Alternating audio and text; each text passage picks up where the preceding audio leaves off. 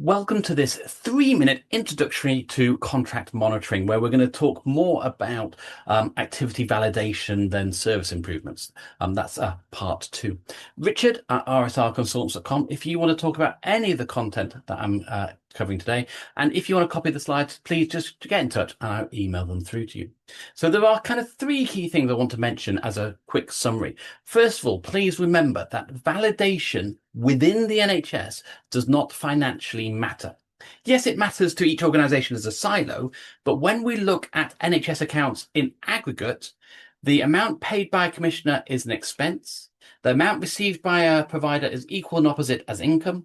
And when we bring everything together as a single set of accounts, they're equal and opposite and they zero out to nothing.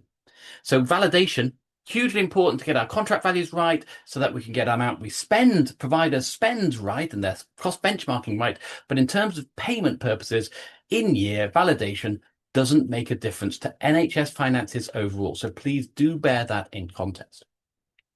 Now, there are loads of data sets out there that you can be using, and the data dictionary has a nice overview of them all.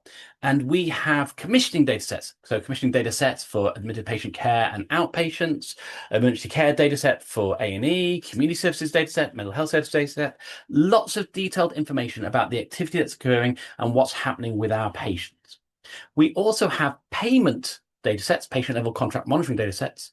And so when we're monitoring a contract, it is important to make sure the detail we get about what's going on with our patients reconciles back to the amount we're being asked to pay for the care for that patient. Because sometimes it isn't reconciled and we miss things because the detail says A, the payment says B, and we miss the fact that they're different and one of them contains an error. So hugely important to reconcile between the payment data set and the actual commissioning data set.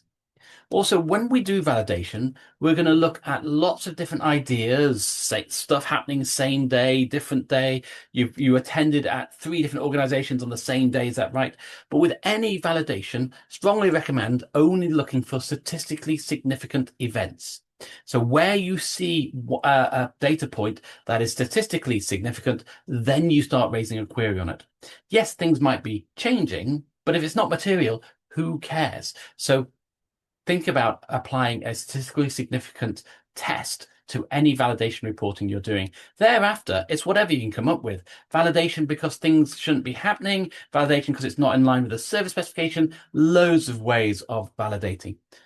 So I hope that is a quick summary of contract monitoring in 3 minutes. Richard at rsrconsultants.com. Thank you for your time.